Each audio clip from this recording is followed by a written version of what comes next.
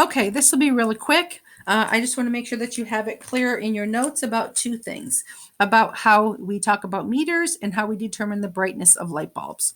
So as we discussed, an ammeter is used to measure the current flowing through a circuit.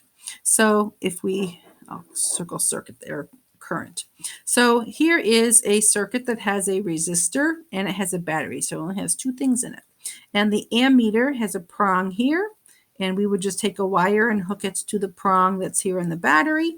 And then it has a prong here, and we would just take the wire and hook it to the prong that's over here on the resistor. And so the ammeter then just becomes part of the line. A voltmeter is used to measure voltage drop. I'm spelling this wrong. Voltmeter. And so here we're going to measure the voltage drop across the resistor. So we take the voltmeter, which has a little prong there. So you take the wire and you just have to hook it there. Little prong here, and then we have to hook it over here. So prong and a wire. So it's a little bit rounder when you actually do it on your desk at school there. And so if my current came out of the battery here, and I was carrying my sticks of dynamite, we'll call this a 20 or 12 volt battery. So I have my 12 volts, 12 volts, 12 volts. So I would have 12 volts over here. And then as I cross the resistor and I find out that I only have 6 volts at the other side, obviously my voltmeter is going to measure 6 volts because that was the voltage drop across that resistor there. All right, the other thing that we can do is we can look at a circuit and we can predict the brightness of light bulbs by just understanding current flow. So here we have a circuit that has 1, 2, 3 resistors in it and a battery.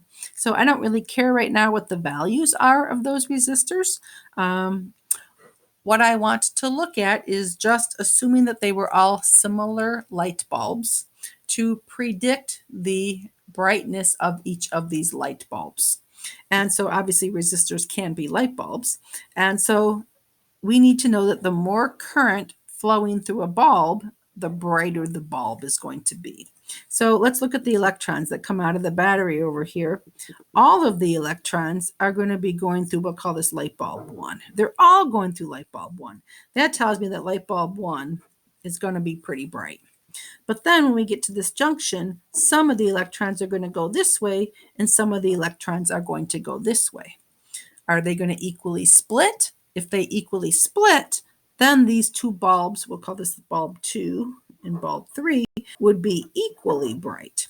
But they're not going to equally split because this one has a resistance of 700 and this one's 500, and those lazy electrons do not want to go the 700 way. So I think most of the electrons are going to try to go the 500 way, which tells me that light bulb 2 is going to be the next brightness. So this one's going to be super bright. So I'll make these little lines that look like brightness. And this one's going to be less bright. But not all the electrons are going to fit through there. Some of them are going to end up having to go the 700 way. So it's not going to be as bright. So we'll make shorter lines there. So it looks something like this. All right, when you build your circuit in the next homework assignment, you're going to actually see the lines like that coming off the light bulb. So I think that will be helpful to us to look at.